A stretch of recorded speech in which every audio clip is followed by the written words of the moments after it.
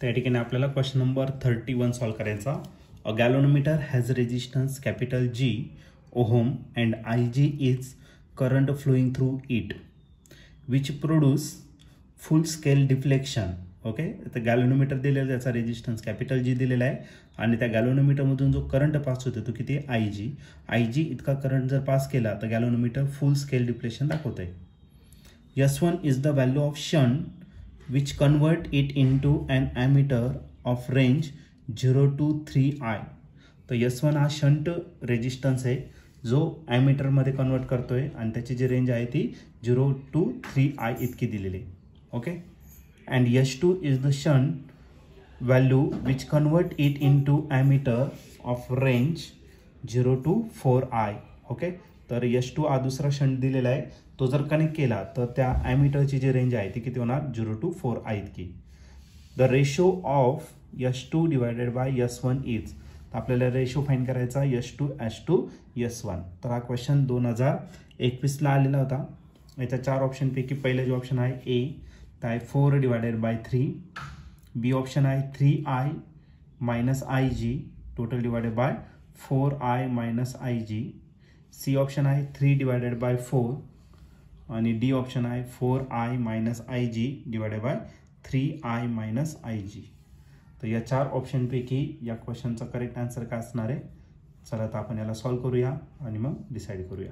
तर या क्वेश्चनमध्ये एक गॅलोनोमीटर दिलेला आहे आणि त्याचा रेजिस्टन्स कॅपिटल G इतका दिलेला आहे आणि करंट IG त्याच्यातून जर पास झाला तर तो काय करतो फुल स्केल डिफ्लेक्शन या ठिकाणी आपल्याला शो करतोय. ठीक आहे, तर मी या ठिकाणी डायग्राम काढतोय. तर याच्यातून जो करंट कॉईल दिलेली आहे आपल्याला, हा जो कॉईल आहे तर त्या कॉईलचा जो रेजिस्टन्स आहे तो G आहे गॅलोनोमीटर आणि याच्यातून जो करंट पास होणार तो किती असणार तर IG इतका करंट जर पास केला तर तो फुल स्केल डिफ्लेक्शन या ठिकाणी शो करतोय. ओके, त्यानंतर S1 हा एक शंट रेजिस्टन्स घ्यायचा आहे जो कन्वर्ट करणार त्या ॲमीटरला, ज्याची रेंज 0 पासून तर 3 अँपिअर इतकी होणार.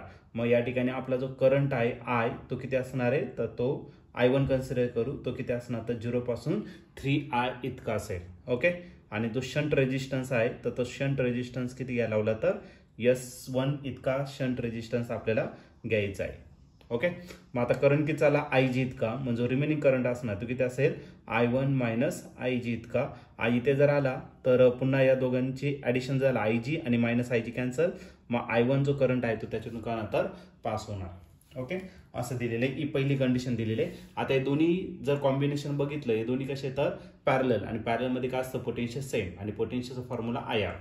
मग याच्यातून जो करंट चाललाय, करंट किती येतं IG इतका आणि गॅलोनोमीटरचा रेजिस्टन्स किती आहे G आणि याच्यातून जो करंट चाललेला आहे तो किती येतं I1 मायनस IG इतका आणि जो शंट रेजिस्टन्स आहे तो किती तर S1 इतका आहे. ओके, मग एक काम करू, आपण शंट रेजिस्टन्स या ठिकाणी फाईंड करून घेऊ. मग S1 जर घेतला तर तो काय भेटेल आपल्याला IG capital G total divided bye I1 minus IG. I1 ची व्हॅल्यू दिलेली आहे तर ती पुट करून टाकू. IG as it is put करणार, G पण तसंच राहील. I1 च्या जागी मी किती टाकणार 3I मायनस काय भेटणार तर तुम्हाला IG.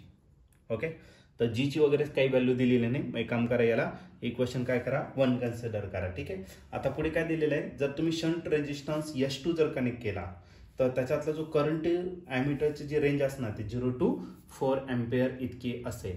ओके, तर एक काम करतो, मी पुन्हा तेच डायग्राम या ठिकाणी शो करतोय. तर या ठिकाणी जो करंट आहे, करंट किती आहे तर आपला I2 इतका आहे आणि I2 इतका करंट तो त्याची रेंज जी आहे ती किती येणार 0 पासून तर 4I पर्यंत होणार. ओके, आणि हा गॅलोनोमीटर कॉईल असेल ज्याचा रेजिस्टन्स किती आहे G आणि याच्यातून जो करंट पास होणार तो किती IG. त्याला एक शंट रेजिस्टन्स कनेक्ट करायचा आणि हा जो शंट रेजिस्टन्स आहे तो किती असेल S2 इतका असेल आणि हा जो करंट आहे तो I2 पुन्हा इथून पास होणार. IG जर इकडे करंट गेला तर याच्यातून जो करंट पास होणार तो किती असेल I2 मायनस IG इतका असेल. ठीक आहे, तर सिमिलरली याच पद्धतीने आपण सॉल्व्ह करायचं. डायरेक्ट हा फॉर्म्युला मी कन्वर्ट करतो. मग या ठिकाणी S2 भेटेल आणि S2 चा फॉर्म्युला काय भेटेल IG capital G total divided bye I2 minus IG. हा फॉर्म्युला डायरेक्ट मी राईट केला. I2 ची व्हॅल्यू दिलेली आहे, I2 ची व्हॅल्यू किती 4 पुट करून टाका. मग S2 इज इक्वल काय भेटेल IG capital G total divided by 4I minus I G. हे झालं किती नंबरचं इक्वेशन? सेकंड. आता आपल्याला काय फाइंड करायचं आहे? तर आपल्याला फाइंड करायचं S2 डिवायडेड बाय S1. म्हणजे इक्वेशन 2 ला इक्वेशन 1 ने काय करू? डिवाइड करून टाकू. ठीक आहे. मग इक्वेशन नंबर 2 डिवायडेड बाय काय करायचं? इक्वेशन 1 कन्सिडर करायचं. इक्वेशन 2 काय आहे? तर इक्वेशन 2 आहे S2 आणि इक्वेशन 1 काय आहे? तर तो आहे S1. ओके. S2 ची व्हॅल्यू इथं जर पुट केलं तर करायला I G capital G total divided by काय आला? तर तुमचा 4i मायनस आय जी आणि S1 ने डिवाइड करायचं म्हणजे याचं रिसिप्रोकल करा म्हणजे वरती काय भेटेल? 3i minus I G and total divided by I G into G. Okay. I G काय आला? कॅन्सर आणि हा जो कॅपिटल जी तो पण काय आला? कॅन्सर. मग आपलं काय भेटणार आहे? S2 डिवायडेड बाय S1 हा किती भेटेल? तर 3i minus I G total divided by 4i minus काय भेटेल आपल्याला? I G. ओके. मग S2 डिवायडेड बाय S1 चा जर रेशो घेतला तर तो भेटेल 3i minus I G divided by 4i minus I G.